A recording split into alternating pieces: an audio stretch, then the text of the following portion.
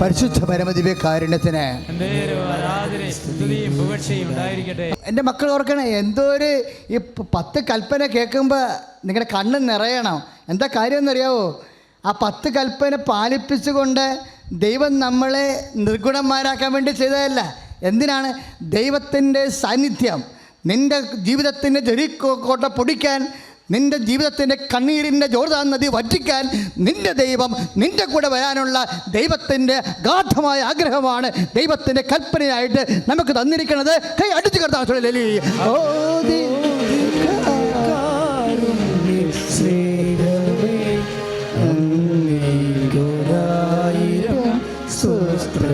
ഒരുമിച്ച് എല്ലാവരും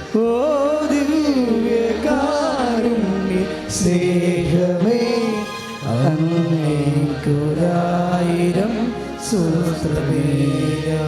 എൻ്റെ മക്കളെ, വയറിന് താഴേക്ക് ഇങ്ങനെ ഊടിൻ്റെ താഴേക്കുള്ള വശങ്ങളിങ്ങനെ പഴുത്ത കുരുക്കൾ കാണുന്നുണ്ട്. അതിൻ്റെ ഉള്ളിൽ വയറിൻ്റെ ഉള്ളിൽ പൊള്ളണ പോലെയും തോന്നുന്നുണ്ട്. ഉദര രോഗമുള്ളവരെ കർത്താവ് സുഖപ്പെടുത്തുന്ന സമയമാണ്. അതിശക്തമായി ഉദര രോഗമുള്ളവരെ വയറ്റി കൈവച്ചുകൊണ്ട് വയറ്റി കൈവച്ചുകൊണ്ട് ശ്രദ്ധിക്കട്ടെ. ഉദര രോഗമുള്ളവരെ വയറ്റി കൈവച്ചുകൊണ്ട് ശ്രദ്ധിക്കട്ടെ. ഹല്ലേലൂയ ഹല്ലേലൂയ. ഓ ദിവ്യകാരുണ്യ സ്നേഹമേ, ഓ ദിവ്യകാരുണ്യ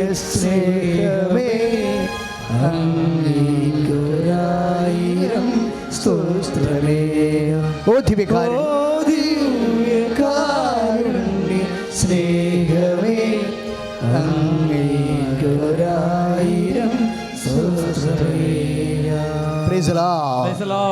ജനങ്ങളോട് മോസസ് പറഞ്ഞു, കർത്താവ് നമ്മുടെ കൂടെ വരാമെന്ന് പറഞ്ഞിട്ടുണ്ട്. ഇനി ജോർദാനെ നമ്മൾ പേടിക്കണ്ട, ഒരു വള്ളവും നമ്മൾ തിരക്കണ്ട. 6 ലക്ഷം പേരെ ഈ ജോർദാൻ വറ്റിച്ചുകൊണ്ട് വരണ്ട ഭൂമിയിലൂടെ നമ്മുടെ കൈക്ക് പിടിച്ചുകൊണ്ട് നമ്മുടെ ദൈവം വാഗ്ദാന നാട്ടിൽ നമ്മളെ എത്തിക്കും.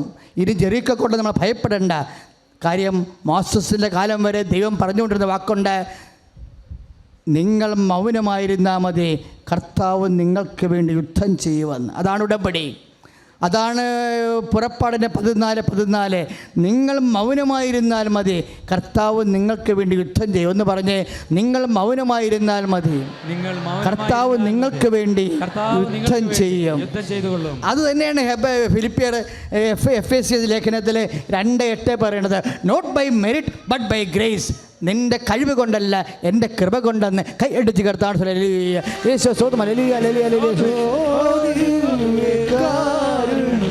സ്നേഹമേ,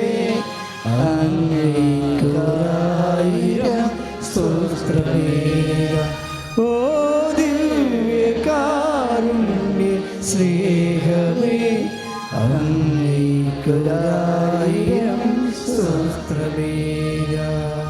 ഇത് കേട്ടതുകൂടി ജനങ്ങൾ പറയുന്നൊരു വാക്കുണ്ട്. എന്താ പറഞ്ഞത്?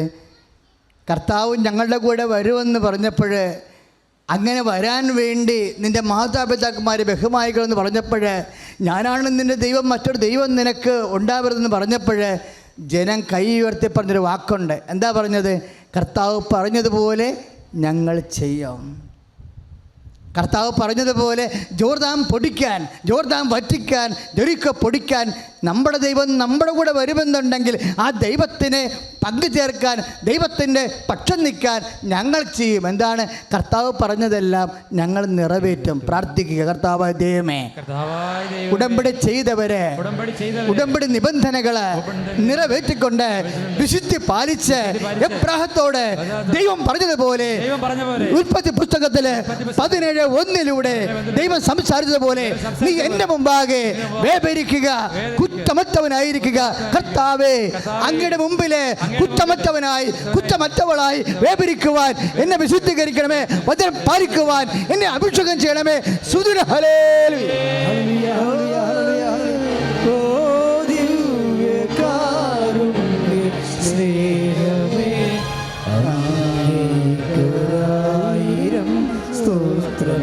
ഒരുമിച്ചല്ലേ? സ്നേഹമേ,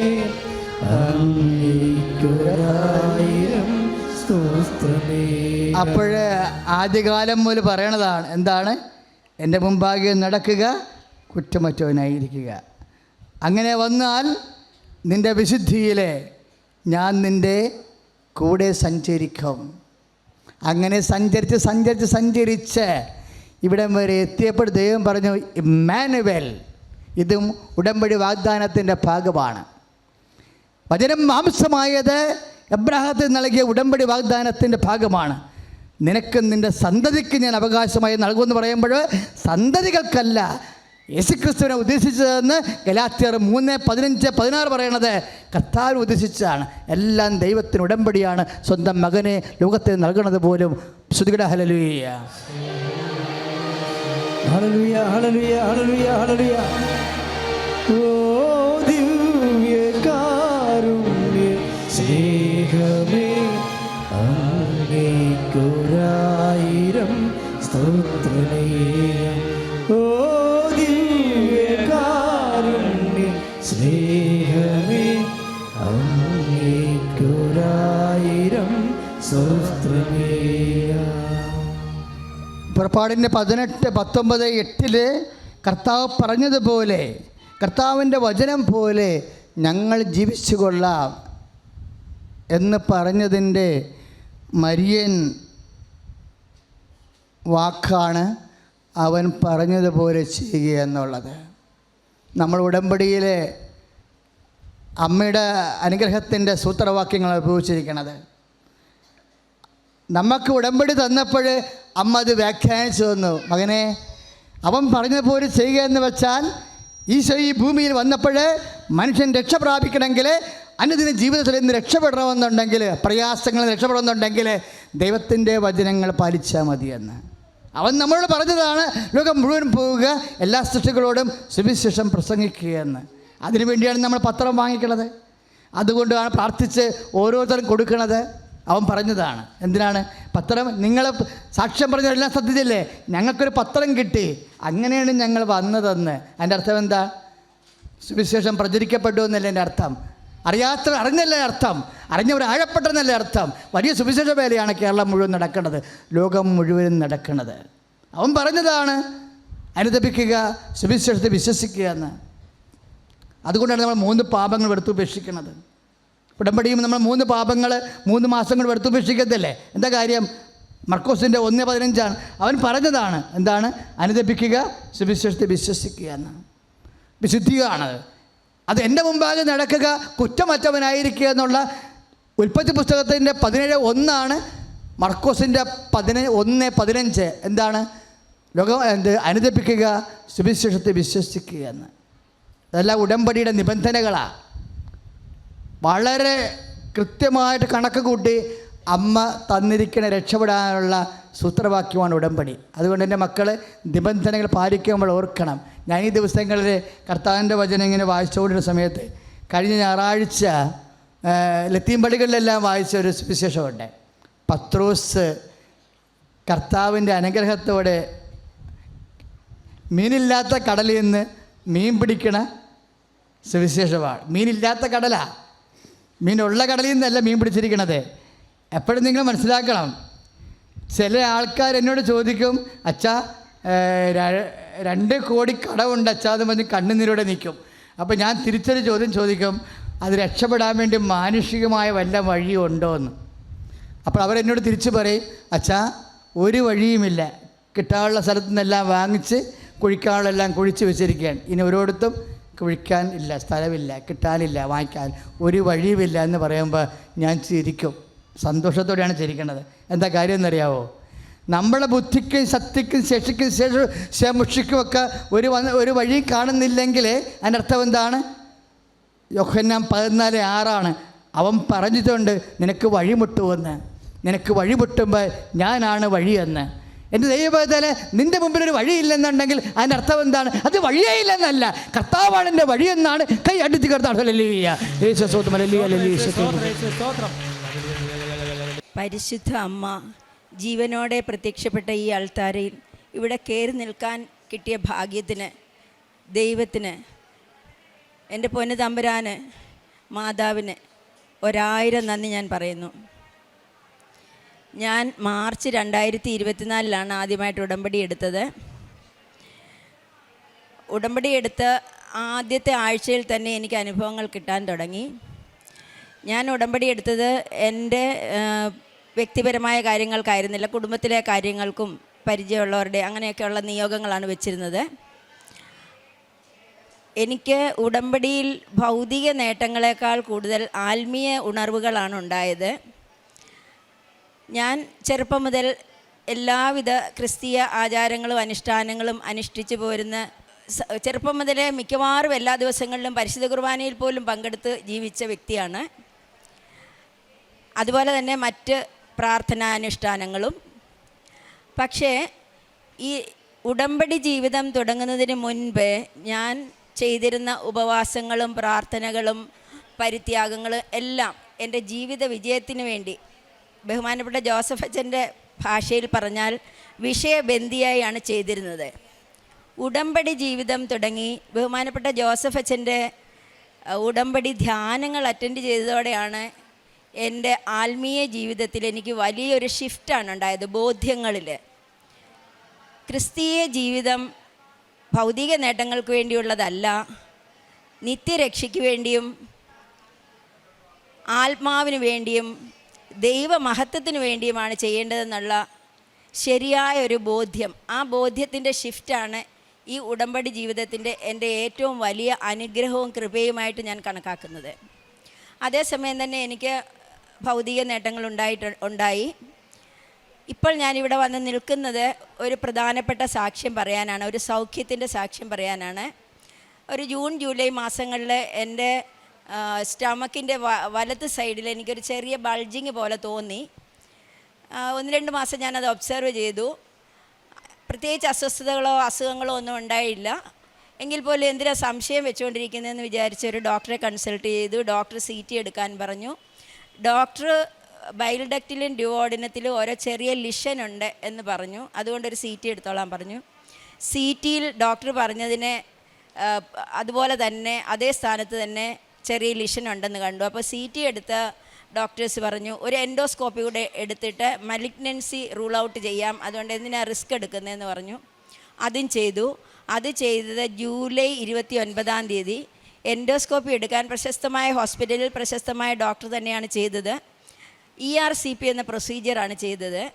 ERCP എന്ന പ്രൊസീജിയർ ചെയ്യുക വഴി ഡോക്ടറിന് പിഴവ് പറ്റി. എൻ്റെ ഡ്യുവോഡിനത്തിൽ വലിയൊരു മുറിവുണ്ടായി. പെട്ടെന്ന് അവരെന്നെ ICUലാക്കി.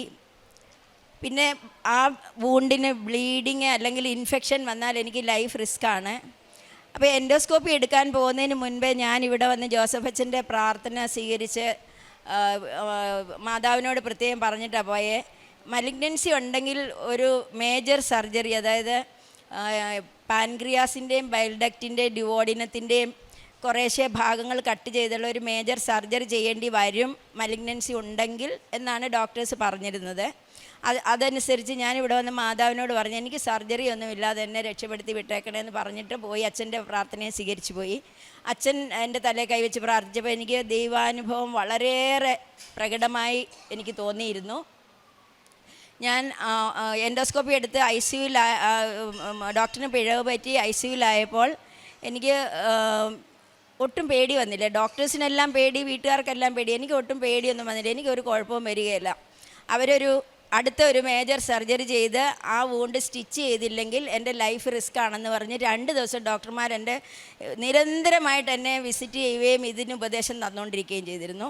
ഞാൻ പറഞ്ഞു ഒരു കാരണവശാലും ഒരു സർജറിയുടെ ആവശ്യമില്ല, എനിക്കൊരു കുഴപ്പമില്ല. അവർ സമ്മതിക്കത്തില്ലല്ലോ. പക്ഷേ അങ്ങനെ 2-ാം ദിവസമായപ്പോൾ ഞാൻ സഹി കെട്ടിട്ട് മോനോട് പറഞ്ഞ് എൻ്റെ ഉടമ്പടി പേപ്പർ എടുത്തുകൊണ്ട് മോൻ ഇവിടെ കൃപാസനത്തിൽ പോയെന്ന് പ്രാർത്ഥിച്ചിട്ട് വരാൻ പറഞ്ഞു. ആ മോൻ വന്ന് ഒരു സിസ്റ്ററിനെ കണ്ട് ഈ ഉടമ്പടി പേപ്പറൊക്കെ കണ്ട് ഈ കാര്യം പറഞ്ഞ് പ്രാർത്ഥിച്ച് അതേ നിമിഷം അരമണിക്കൂർ മുൻപേ എന്ത് വന്നാലും എത്രയായാലും ഈ സർജറി ചെയ്യാതെ സമ്മതിക്കത്തില്ലെന്ന് പറഞ്ഞ് മെയിൻ ഡോക്ടർ തന്നെ തിരിച്ചു വന്നിട്ട് പറഞ്ഞു ഇപ്പോൾ സർജറി ചെയ്യുന്നില്ല, 1-2 ദിവസം കൂടെ നോക്കാം, അമ്മയുടെ ഹെൽത്തൊക്കെ വളരെ മോശമൊന്നും അല്ലാത്തത് കൊണ്ട് സർജറി ഇല്ലാതെ നമുക്കൊന്ന് ട്രൈ ചെയ്യാം എന്ന് പറഞ്ഞു.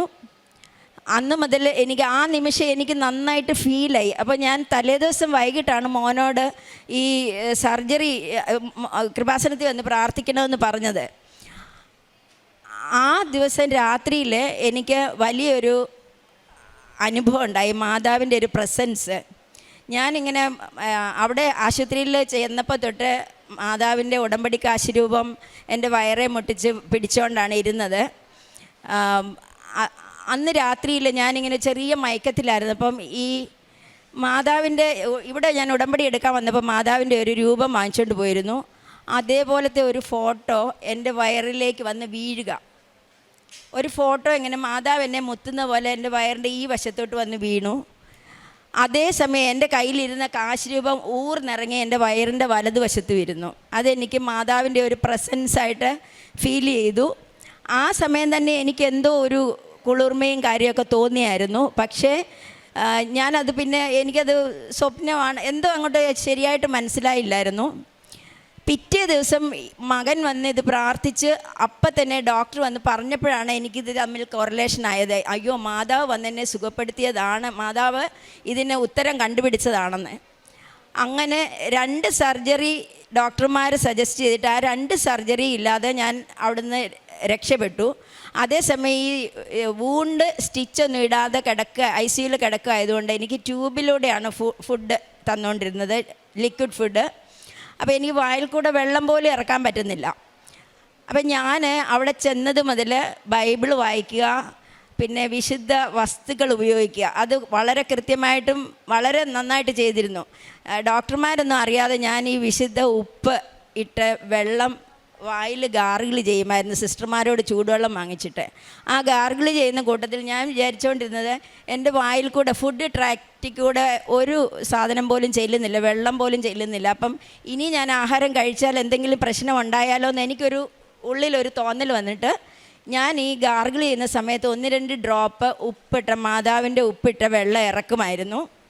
അതുപോലെ തന്നെ എനിക്ക് ഓക്സിജൻ ലെവലൊക്കെ താഴ്ന്നു, എക്സർസൈസ് ചെയ്യണം, ഓക്സിജൻ വെക്കണം എന്നൊക്കെ പറഞ്ഞ് ഡോക്ടർമാർ വരുമ്പോൾ ഞാൻ ആ സിസ്റ്റർമാരോട് പറയും എനിക്കൊരു ബൈബിൾ തന്നാൽ മതി, ഞാൻ അതുകൊണ്ട് എക്സർസൈസ് ചെയ്തോളാം എന്ന് പറഞ്ഞിട്ട് ബൈബിൾ വാങ്ങിച്ചിട്ട് ഞാൻ ഉറക്കെ അങ്ങോട്ട് ബൈബിൾ വായിക്കും അവിടെ ICUയിൽ ഇരുന്നിട്ട്.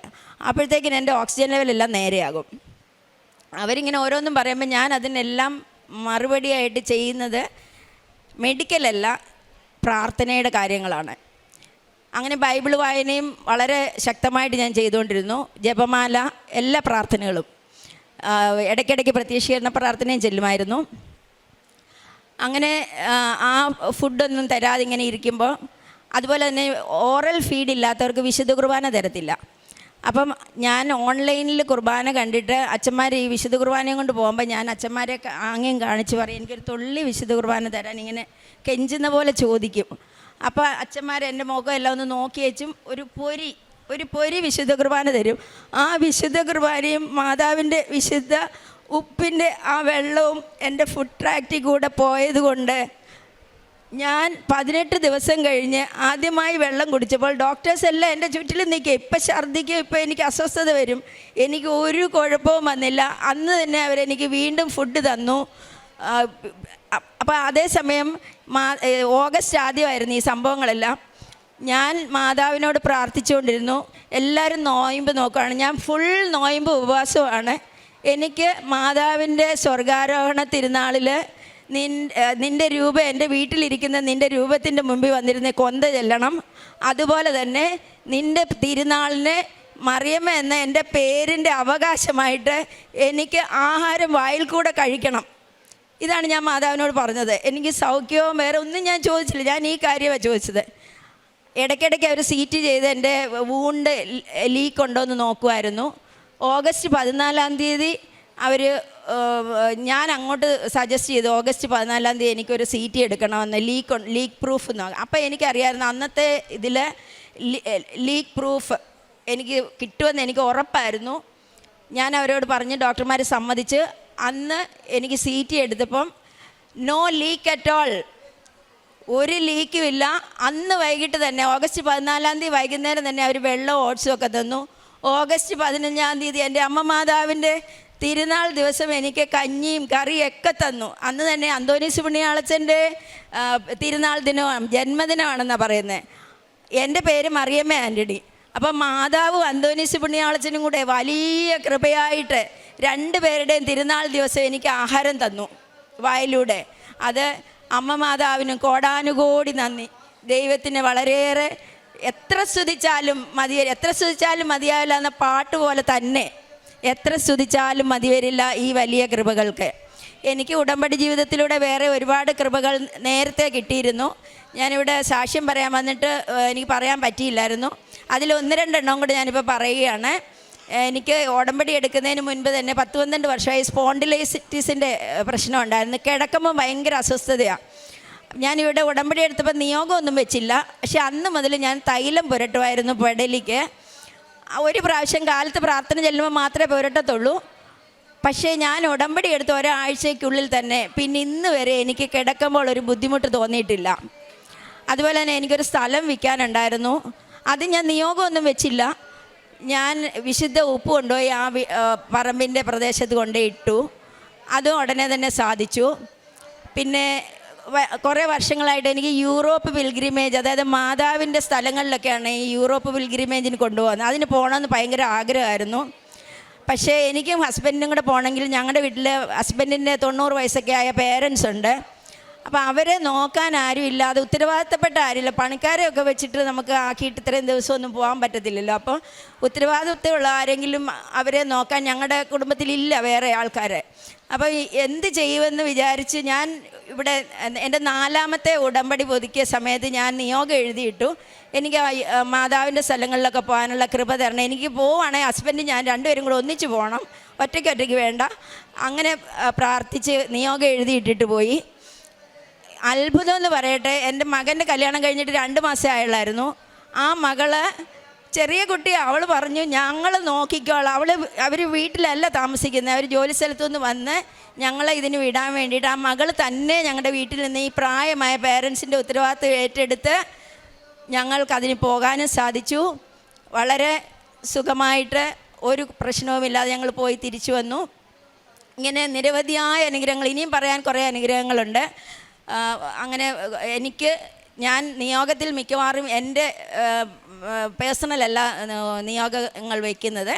അപ്പോൾ ആ നിയോഗങ്ങളൊക്കെ എല്ലാം സാധിച്ചു കിട്ടിയിട്ടുണ്ട്. നിയോഗത്തിൽ വയ്ക്കാതെ ഒരുപാട് അനുഗ്രഹങ്ങൾ സാധിച്ചു കിട്ടിയിട്ടുണ്ട്. ഞാൻ പ്രേക്ഷിത പ്രവർത്തനമായിട്ട് അതിനിടയിൽ ഒരു കാര്യം പറയാനുണ്ട്. ഈ നേരത്തെയൊക്കെ ഇങ്ങനെ കൃപാസനത്തിൽ ആൾക്കാർ പോവുകയും പത്രം കൊടുക്കുകയും ചെയ്യുന്നത്. അപ്പം ഞാൻ വിചാരിക്കും ഈ ഓരോ കാര്യം സാധിക്കാൻ വേണ്ടി ഇങ്ങനെ പത്രമൊക്കെ കൊടുക്കുന്നത് ഇതെന്തൊരു മോശമാണ്, കാര്യസാധ്യത്തിന് വേണ്ടി ഇങ്ങനെയൊക്കെ ചെയ്യാൻ പാടുണ്ടോ എന്നൊക്കെ ഞാൻ ചിന്തിച്ചിട്ടുണ്ട് പള്ളിയിലൊക്കെ വെച്ച്. പക്ഷേ ഈ ഉടമ്പടി എടുത്ത് ഞാനിവിടെ വന്ന് ബഹുമാനപ്പെട്ട ജോസഫ് അച്ഛൻ്റെ ഈ വചനങ്ങൾ കേട്ടപ്പോഴാണ് ഇത് കാര്യസാധ്യമല്ല, കർത്താവിനെ കൈമാറുകയാണെന്ന് എനിക്ക് മനസ്സിലായത്.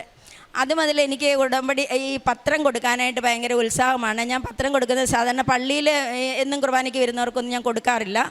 ഞാൻ കുട്ടികൾക്ക് കൂടുതലായിട്ടും കുട്ടികൾക്ക് കൊടുക്കാനും യുവജനങ്ങൾക്ക് കൊടുക്കാനാണ് എനിക്ക് താല്പര്യം. സ്കൂൾ വിട്ടു പോകുന്ന സമയത്ത്, അല്ലെങ്കിൽ സൺഡേ ക്ലാസ്സിൽ വരുന്ന കുട്ടികൾക്ക്, അങ്ങനെയൊക്കെ, അല്ലെങ്കിൽ പൊതുജനങ്ങൾക്കായിട്ട് കൊണ്ട് കൊടുക്കും. പിന്നെ ഈ കൂട്ടായ്മയിലെ എല്ലാ വീടുകളിലും കയറി ഇറങ്ങി ഞാൻ നടന്നു കൊടുക്കും. പിന്നെ കടകളിലും ഹോസ്പിറ്റലുകൾ അങ്ങനെയുള്ള സ്ഥലങ്ങളിലും കൊടുക്കാറുണ്ട്. അതിലൊക്കെ ഉപരിയായിട്ട് ഞാൻ കുറച്ചധികം യാത്ര ചെയ്യുന്ന ആളാണ്. ഞാൻ എവിടെ യാത്ര ചെയ്താലും ഈ ഉടമ്പടി തുടങ്ങിയതിൽ പിന്നെ ഞാൻ പോകുന്ന നാട്ടിലെ ഭാഷ അനുസരിച്ചുള്ള പത്രം വാങ്ങിച്ചുകൊണ്ടാണ് പോകുന്നത്. അത് ട്രെയിനിലായാലും ഫ്ലൈറ്റിലായാലും ബസ്സിലായാലും എവിടെയെങ്കിലുമൊക്കെ ഞാനത് കൊടുക്കും. ഈ പിൽഗ്രിമേജിന് യൂറോപ്പിൽ പോയപ്പം ഞാൻ ഇംഗ്ലീഷ് പത്രം വാങ്ങിച്ചുകൊണ്ടാണ് പോയത്. 9 രാജ്യങ്ങളിൽ പോയപ്പോൾ എല്ലാ രാജ്യങ്ങളിലും 1-2 സ്ഥലങ്ങളിലെങ്കിലും ഞാൻ ഈ ഇംഗ്ലീഷ് പത്രം കൊടുത്തു. അതിലേറെ എനിക്ക് സന്തോഷമായത് വത്തിക്കാനിൽ സെൻറ്റ് പീറ്റേഴ്സ് ബസിലിക്കയുടെ തൊട്ടടുത്തുള്ള ഒരു ഷോപ്പിൽ ഞാൻ അവിടെ എവിടെയെങ്കിലും ഒന്ന് കൊടുക്കണമെന്ന്, അപ്പോഴത്തേക്കിനും എൻ്റെ പത്രം എല്ലാം തീർന്നായിരുന്നു, ഒരെണ്ണേ ബാക്കിയുള്ളായിരുന്നു. ഇത് ആർക്ക് കൊടുക്കണം, ഏറ്റവും നല്ലതായിട്ട് എവിടെയെങ്കിലും കൊടുക്കണമെന്നുള്ളൊരു ആഗ്രഹത്തിൽ ഞാനിങ്ങനെ നോക്കിയപ്പോൾ ആ ഷോപ്പിലൊരു സിസ്റ്റർ ഉണ്ടായിരുന്നു. ആ സിസ്റ്ററിനെ ഞാൻ കൊണ്ട് കൊടുത്തു. അപ്പോൾ സിസ്റ്റർ അപ്പം തന്നെ ഇതെല്ലാം തുറന്ന് നോക്കി വായിച്ചിട്ട് ഇറ്റ്സ് ഗ്രേറ്റ് മിറക്കിൾ എന്നൊക്കെ പറഞ്ഞിട്ട് സിസ്റ്ററിന് ഭയങ്കര സന്തോഷമായി, എനിക്കും ഭയങ്കര സന്തോഷമായി. അങ്ങനെ പത്രം കൊടുക്കുന്നത് ഇത്തിരി മോശം പോലെ വിചാരിച്ചിരുന്ന ഞാൻ ലോകമെമ്പാടും പോയി പത്രം കൊടുത്ത ഒരു അവസ്ഥയുണ്ടായി. അത് ബഹുമാനപ്പെട്ട ജോസഫ് അച്ഛൻ്റെ ഈ ധ്യാന പ്രസംഗങ്ങളിലൂടെയാണ് എനിക്ക് ആ ബോധ്യം കിട്ടിയത്. അങ്ങനെ പറയുകയാണെങ്കിൽ ശരിക്കും ആത്മീയ ഉണർവുകളും ആത്മീയ ബോധ്യങ്ങളുടെ ഒരു ഷിഫ്റ്റുമാണ് എൻ്റെ ഉടമ്പടി ജീവിതത്തിൻ്റെ ഏറ്റവും വലിയ കൃപയും അനുഗ്രഹവും. പിന്നെ കാരുണ്യപ്രവൃത്തിയായിട്ട് ഞാൻ പൈസയും സാധനങ്ങളും ഒക്കെ കൊടുത്ത് എല്ലാവരും ഒരുപാട് പേരെ സഹായിക്കാറുണ്ട്. അത് ഞാൻ നേരത്തെയും ചെയ്തിരുന്നു. പക്ഷേ ഇപ്പം ഞാൻ ചെയ്യുന്ന ആ പ്രവൃത്തിയുടെ ഉദ്ദേശത്തിന് വ്യത്യാസമുണ്ട്. നേരത്തെ എനിക്കൊരു പേര് കിട്ടും, അല്ലെങ്കിൽ കുടുംബത്തിനൊരു പേര് കിട്ടും എന്നുള്ള വിചാരത്തിലാണ് ചെയ്തിരുന്നത്. പിന്നെ നന്നായിട്ട് സാമ്പത്തിക സഹായങ്ങളൊക്കെ ചെയ്യാറുണ്ട്. പിന്നെ മന്ത്ലി ബേസിസിലും അസുഖങ്ങൾക്ക് മരുന്ന് വാങ്ങിക്കാനുള്ള പൈസകൾ കൊടുക്കാറുണ്ട്. പിന്നെ ഞാൻ ഈ ഓൾഡ് ഏജ് ഹോമും ഈ ചൈൽഡ് ലൈനിൽ നിന്ന് വരുന്ന പിള്ളേരൊക്കെ താമസിക്കുന്ന ഇടങ്ങളിലൊക്കെ പോയി പല ശുശ്രൂഷകൾ ചെയ്യാറുണ്ട്. ഇൻ ക്യാഷ് ആൻഡ് കൈൻഡ് അവരെയൊക്കെ സഹായിക്കാറുണ്ട്. അതുകൂടാതെ ഞാൻ ഇങ്ങനെ പൊതിച്ചോറൊക്കെ കൊടുത്ത് ആദ്യമേ കുറച്ച് കാരുണ്യപ്രവൃത്തി ചെയ്ത് നോക്കി. പിന്നെ ഞാൻ വിചാരിച്ചു, പൊതിച്ചോറൊക്കെ കൊടുക്കുന്ന ഒരു സാധാരണമായ കാര്യമല്ലേ, ഇത്തിരി കൂടെ നല്ലതായിട്ട് എന്തെങ്കിലും ചെയ്യാനൊരു കൃപ തരണമെന്ന് ഞാൻ മാതാവിനോട് പ്രാർത്ഥിച്ചു. അപ്പം അപ്പോഴേ പെട്ടെന്ന് എനിക്ക് ഓർമ്മ വന്നു, ഞാൻ നേരത്തെ പല കാര്യങ്ങളും ചെയ്തു കൊടുത്തിട്ടുള്ള ഒരു സിസ്റ്റേഴ്സ് ഈ ചൈൽഡ് ലൈനിലെ പിള്ളേരെ നോക്കുന്ന ഒരു സ്ഥലമുണ്ട്. ആ ചൈൽഡ് ലൈനിലെ കുട്ടികൾ സ്കൂളിൽ പഠിക്കുന്ന അവർക്കൊന്നും ഒരു സഹായം, ട്യൂഷനൊന്നും പോകാനൊന്നും പറ്റത്തില്ല. അതിൽ മിക്ക പിള്ളേരും പഠിക്കാനൊക്കെ മോശമൊക്കെയാണ്. അപ്പം ഞാനിങ്ങനെ പ്രാർത്ഥിച്ചുകൊണ്ടിരുന്നിട്ട് പെട്ടെന്ന് എനിക്ക് ആ സ്ഥാപനത്തെ എൻ്റെ മനസ്സിൽ തോന്നിച്ചു തന്നു. ഞാൻ ആ സ്ഥാപനത്തിൽ ചെന്ന് ഒരു ദിവസം അവിടെ പോയി. അവിടെ ചെന്നപ്പോൾ സിസ്റ്റേഴ്സിന് എന്നെ തിരിച്ചറിയാം. ഞാൻ അധ്യാപികയായിരുന്നു. അപ്പോൾ ഞാൻ അധ്യാപികയായിരുന്ന സമയത്തൊക്കെ പല കാര്യങ്ങൾക്കും അവരെ സഹായിക്കാനായിട്ട് കുട്ടികളുടെ സഹായങ്ങളൊക്കെ എടുത്ത് അവിടെ കൊടുക്കാനൊക്കെ പോയിട്ടുള്ളതാണ്.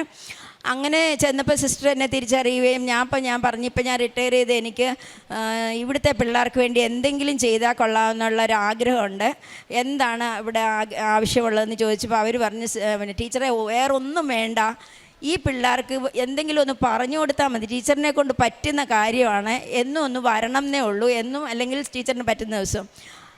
ഇതിനു വേണ്ടി ആരെങ്കിലും ഇവരെ ഒന്ന് പഠന സഹായത്തിന് വേണ്ടി ആരെങ്കിലും കിട്ടാൻ ഞങ്ങൾ 2-3 മാസമായിട്ട് പ്രാർത്ഥിച്ചുകൊണ്ടിരിക്കുമായിരുന്നു എന്ന് പറഞ്ഞു. അപ്പോൾ എനിക്കത് കേട്ടപ്പം ഞാൻ പ്രാർത്ഥിച്ചുകൊണ്ടിരുന്ന ഇവർക്ക് വേണ്ടി എന്തെങ്കിലും ചെയ്യാൻ എനിക്ക് പ്രത്യേകമായിട്ട് ചെയ്യാനൊരു കൃപ തരണേന്ന്.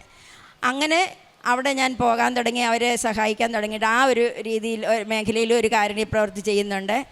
അങ്ങനെയുള്ള കാരുണ്യപ്രവൃത്തികളൊക്കെയാണ്. പിന്നെ എനിക്ക് ഈ ഉടമ്പടി ജീവിതം തുടങ്ങി പിന്നെ ബൈബിൾ കൂടുതലായിട്ട് വായിക്കും. നേരത്തെയൊക്കെ ഞാൻ ബൈബിൾ വായിക്കുമായിരുന്നു, പലതവണ ഫുള്ളായിട്ട് വായിച്ച് തീർത്തിട്ടുണ്ട്. പിന്നെ ഓരോ പിൽഗ്രിമേജിനൊക്കെ പോകുമ്പോൾ അതിൻ്റെ നിയോഗം വെച്ചൊക്കെ ഞാൻ ഒരു റൗണ്ട് ബൈബിൾ വായിക്കും. പക്ഷേ അന്നൊക്കെ വായിക്കുന്ന പോലെയല്ല, ഇപ്പം എനിക്ക് ഡെയിലി ബേസിസിൽ ഇവിടുത്തെ നിബന്ധന പോലെ തന്നെയും അതിൽ കൂടുതലും ബൈബിൾ വായിക്കാനുള്ള ഒരു ഉത്സാഹം കിട്ടിയിട്ടുണ്ട്. അത് വേറെ ഒരു കൃപയാണ്. പിന്നെ ജപമാല അതുപോലെ കൂടുതലായിട്ട് ചെയ്യുന്നുണ്ട്. ഇങ്ങനെയുള്ള എല്ലാ അനുഗ്രഹങ്ങൾക്കും അമ്മ മാതാവിനും പൊന്നീശോയ്ക്കും ദൈവം തമ്പുരാനും 1000 നന്ദി.